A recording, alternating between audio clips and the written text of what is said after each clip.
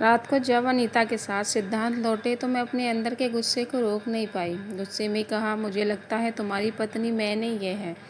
Hello दोस्तों, आप सभी का स्वागत है एक नई कहानी में। अनीता और मैं बचपन में स्कूल की एक दूसरे की परछाई थी। स्कूल के दिनों में हम दोनों ने हर खुशी हर गम साथ बांटे। माँ हमें जुड़वा बहनें कहती और हम भी यही मानती कि हमारी लाइफ हमेशा एक दूसरे से जुड़ी रहेगी। यहाँ तक कि हम दोनों ने बचपन तक यह सोच लिया था कि हम मैरिज भी एक ही घर में करेंगे ताकि हमेशा साथ रहें। समय बीता, कॉलेज ख़त्म हुआ, फिर मेरी लाइफ में सिद्धांत आ गए। प्यार हुआ, शादी तय हुई और सबसे पहले मैंने अनीता को ये खबर सुनाई। बहुत खुश हुई। मैंने सिद्धांत को पहले उसे मिलवाया। मुझे लगा कि उसे पसंद आया तो फिर बेझिझक शादी के लिए हाँ कर सकती हूँ। जब उसने पसंद कर लिया तब मैंने भी हाँ कर दी। मैं चाहती थी कि मेरी सबसे अच्छी दोस्त और मेरी लाइफ पार्टनर एक दूसरे से अच्छे फ्रेंड बन जाए, और हुआ भी वही। शादी के बाद भी अनीता का हमारे घर में आना जाना लगा रहा। सिद्धांत उससे खुलकर बातें करते, हंसते, मजाक करते। मैं सब देखकर खुश होती थी, पर मुझे क्या पता था कि शादी के बाद, सिद्धांत के आने के बाद मुझे यह बदलाव हो जाएगा। धीरे धीरे वही हंसी मजाक मेरे दिल में एक अजीब सी चुभन पैदा करने लगी। एक दिन जब मैं रसोई में काम कर रही थी तो ड्राइंग रूम में उनकी हंसी की आवाज़ आई। सिद्धांत और अनीता किसी बात पर ज़ोर ज़ोर से हंस रहे थे। मैं ठिठक गई। मेरी समझ में नहीं आया कि मुझे क्यों बुरा लग रहा। आखिर वह मेरी सबसे अच्छी दोस्त थी। फिर भी मेरे भीतर कुछ खटकने लगा था।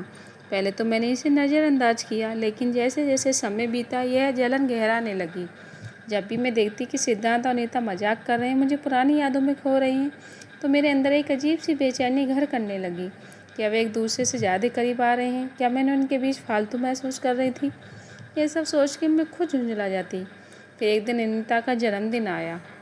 उसने मुझे पार्टी में बुलाया, लेकिन मैंने बहाना बना दिया। मैं जानती थी कि सिद्धांत जरूर जाएगा। रात को जब अनीता के साथ सिद्धांत लौटे तो मैं अपने अंदर के गुस्से को रोक नहीं पाई। गुस्से में कहा, मुझे लगता है तुम्हारी पत्नी मैं नहीं ये है। मुझसे ज़्यादा तो तुम इसके साथ समय बिताते हो। वो दोनों मेरी तरह बातें सुनकर दंग रह गए। अनीता को पता था मैंने मजाक में नहीं कहा। वो बिना कुछ कहे चुपचाप वहाँ से चली गई। सिद्धांत को मेरी बात का बहुत दुख हुआ। उन्होंने पहली बार मुझे ऊंची आवाज़ में कहा, तुम्हें पता भी है तुम क्या कह रही हो? अनीता तुम्हारी सबसे अच्छी दोस्त है। लेकिन उस वक्त मैं कुछ भी सुनने को तैयार नहीं थी। मुझे बस इतना लग रहा था कि अनीता हमारे बीच आ रही है।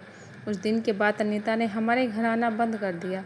कोई फ़ोन नहीं, कोई मैसेज नहीं। सिद्धांत कुछ दिन तक मुझसे नाराज़ रहे। फिर सब कुछ पहले जैसा हो गया। मुझे लगा मैंने सही किया। अनीता का नया आना मेरे लिए राहत की बात थी।